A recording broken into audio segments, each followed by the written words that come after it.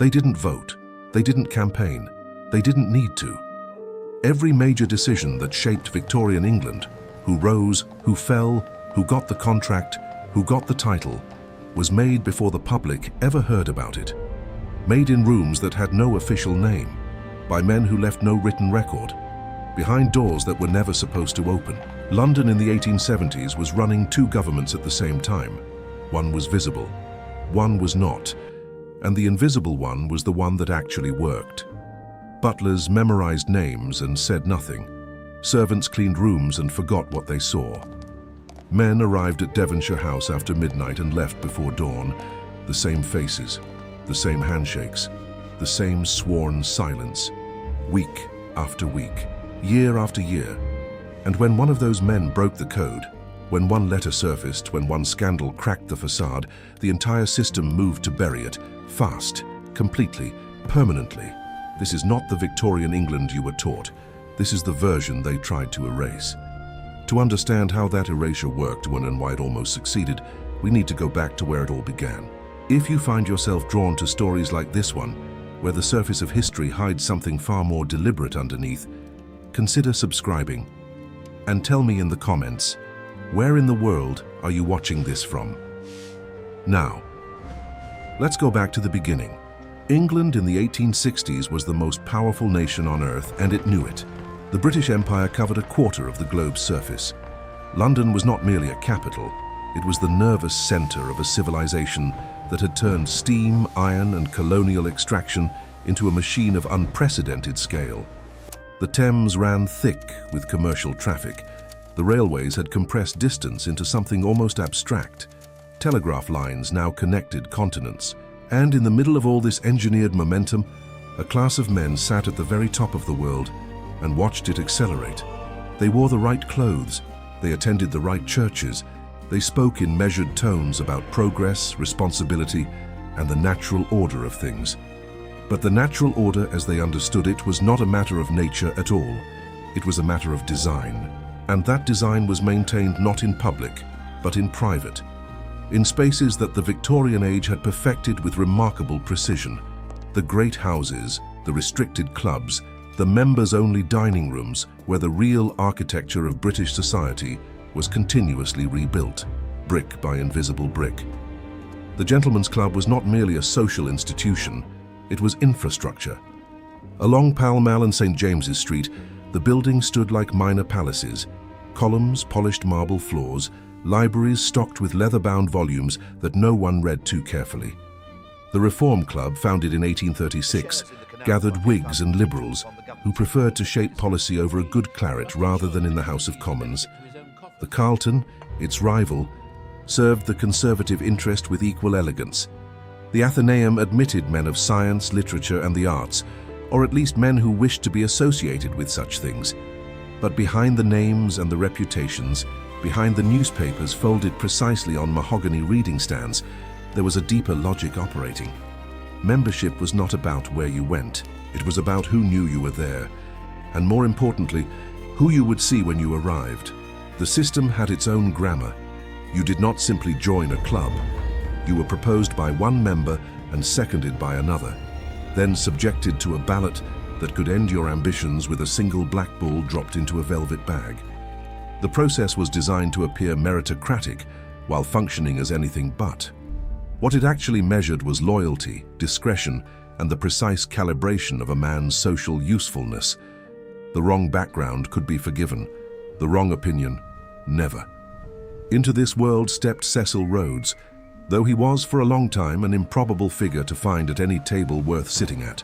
Born in 1853 in Bishop Stortford, the fifth son of a country vicar, Rhodes arrived in South Africa at 17 with little money and a chest condition that his doctors believed would kill him young. He went to Kimberley not with a grand plan, but with desperation dressed as ambition. The diamond fields were chaos, thousands of men digging in the same exhausted ground, companies forming and dissolving overnight, fortunes made and lost in the same afternoon. But Rhodes watched. He watched the way small claims could be aggregated. He watched the way men who controlled water pumps could effectively control the men who needed them. He watched the way that information, who was selling, who was about to go bankrupt, who needed a loan by the end of the week, was itself the most valuable resource in any mine. He began buying. Slowly at first, then with increasing velocity, Rhodes accumulated claims, equipment, water rights, and debts owed to him by men who had no one else to turn to. By 1880, he controlled more of the Kimberley diamond output than anyone else alive. By 1888, he had merged it all into De Beers Consolidated Mines, a company that did not simply dominate the diamond trade. It defined it. But diamonds were never the point, not really. Rhodes spoke openly, in letters and in conversation, about something larger. He believed, with a sincerity that made him both visionary and dangerous, that the expansion of British civilization across Africa was the highest moral project available to his generation. He wanted a railway from Cape Town to Cairo. He wanted a continuous band of British territory running the full length of the continent. He wanted, in the most literal sense possible, to paint the map red. And he understood from years of watching how power actually moved that none of this could be achieved through official channels alone. Parliaments were slow, governors were cautious, public opinion was fickle. But a room full of the right men, bound by shared interest and mutual obligation, could move with extraordinary speed. That understanding brought Rhodes back to London. And London, its clubs, its houses, its sealed back rooms, was waiting for him. Something was already wrong before Rhodes arrived at the height of his influence. Not dramatically wrong, not visibly wrong, just wrong in the way that structures built on concealment always carry their own instability inside them, like a house with a rotting beam hidden behind plaster walls. The network of private power that Rhodes had entered and helped extend was sustained by one critical assumption, that the men inside it would never turn against each other. That loyalty, once established, was permanent. That the code of silence which protected the whole structure was as solid as the stone facades of the houses where they met. But codes, like facades, are maintained by effort, and effort over time produces fatigue. By the late 1880s, the first cracks were beginning to appear, not in the mansions themselves, but in the men who moved through them. Lord Randolph Churchill, who had risen through conservative politics with astonishing speed, was by 1886 showing signs of behavior that made his allies increasingly uneasy. His speeches, once precise instruments of political persuasion, were becoming erratic. He resigned as Chancellor of the Exchequer in December of that year in what he believed was a calculated move to strengthen his position, and discovered to his shock that no one asked him to return. The network that had supported his rise simply withdrew. Not with hostility, not with confrontation, with the particular coldness of men who understand that sentiment is a luxury they cannot afford. Churchill spent the years that followed watching from the outside as decisions were made in rooms he no longer entered. He died in 1895, at 45, his mind gone, his political life already a ghost story told in whispers. The official explanation was syphilis. Whether the real explanation was more complicated was a question that those rooms preferred not to answer. The problem was never that individual men failed. The problem was what their failure revealed, that the system had no tolerance for weakness, no mechanism for grace, and no genuine loyalty beyond the moment of mutual usefulness. What appeared to be brotherhood was, in practice, a contract. And contracts, unlike brotherhood, expire. By the early 1890s, the machinery of private power that had governed Victorian England from behind its elegant facades was under pressure from every direction simultaneously. The Reform Acts of 1867 and 1884 had dramatically expanded the electorate, forcing politicians to speak to audiences they had never previously needed to address. The rise of popular journalism, newspapers sold for a penny read by millions, had created a new public appetite for exposure. The Pall Mall Gazette under W.T. Stead ran investigations that would have been unthinkable a decade earlier: child prostitution, police corruption, the hidden conditions of urban poverty. Each story was a small detonation against the wall of Victorian discretion. Each story made the next one easier to publish, and then came the scandal that the network had always feared most. Not a political scandal, not a financial scandal, but a personal one, the kind that stripped a man of his name, his membership, his place at every table that had ever mattered to him. The Cleveland Street Affair of 1889 exposed a male brothel in London, whose clients included men at the highest levels of British society, possibly including a member of the royal family. The investigation was real. The panic was immediate. The response was swift, coordinated, and ruthless. Evidence was suppressed, witnesses were pressured to leave the country, and the press, most of it, agreed to limit what it published. The men inside the network did not protect the individuals involved out of compassion. They protected them because exposure of one was exposure of all. The system's first instinct was always self-preservation. But this time, the effort required to contain the damage was greater than anything the network had managed before, and greater effort leaves greater traces.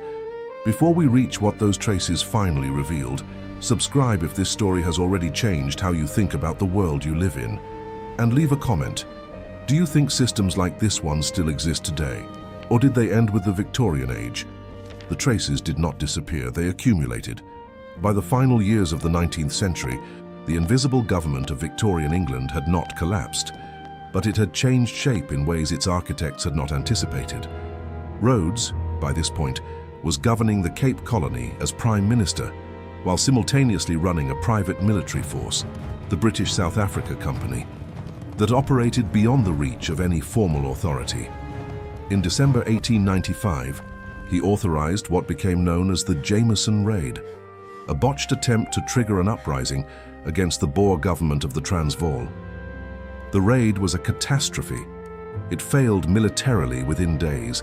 It was condemned publicly by the British government, and it left behind in the telegrams and letters that investigators subsequently recovered evidence of coordination at the highest levels of the British establishment, coordination that should not have existed, involving men who officially knew nothing about it. Rhodes was forced to resign as Prime Minister. He was investigated by a parliamentary committee. He survived financially and socially in the way that men of sufficient wealth and connection always survived. But the fiction of distance, the carefully maintained pretense that private networks and official power operated in separate spheres, had been permanently damaged. In London, the mansions where it had all been arranged were still standing. Devonshire House still received its guests.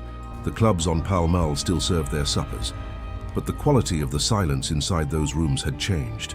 It was no longer the silence of confidence. It was the silence of men who had begun to understand that the world outside their doors was no longer content to remain ignorant. Newspapers were asking questions that had no comfortable answers. Reformers were demanding transparency in institutions that had been designed precisely to resist it. And the men who had moved through these spaces as though they owned the future were beginning to suspect that the future had other plans. Rhodes died in 1902 at 48 in a small cottage near Cape Town. He had spent his final weeks dictating revisions to his will, a document that, in its final form, established the Rhodes Scholarship Program, a mechanism for bringing promising young men from across the empire to Oxford, training them in the values and methods of the network he had spent his life building. It was, in its way, the most ambitious thing he had ever attempted. Not the conquest of territory, but the reproduction of a system of influence across generations, through education rather than force. Whether it worked as he intended is a question that historians still argue about.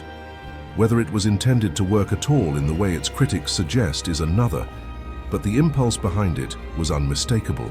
The same impulse that had built Devonshire House, that had created the ballot box with the black velvet bag, that had moved men across London after midnight to shake hands in firelit rooms and swear without words that what happened here would stay here. Devonshire House was demolished in 1924. The site is now a hotel and a road junction. The carved mantelpieces were sold at auction. The ballroom, where Georgiana Cavendish had once hosted the most consequential conversations in English political history, no longer exists in any physical form. But somewhere in the basement of a London archive, in a box of letters that has been partially catalogued and partially not, there are still pages that describe, in the careful, oblique language of men who never said anything directly, what was decided in that ballroom and why and by whom. No one has published them in full, perhaps no one ever will, The last thing a system built on secrecy leaves behind is a complete record.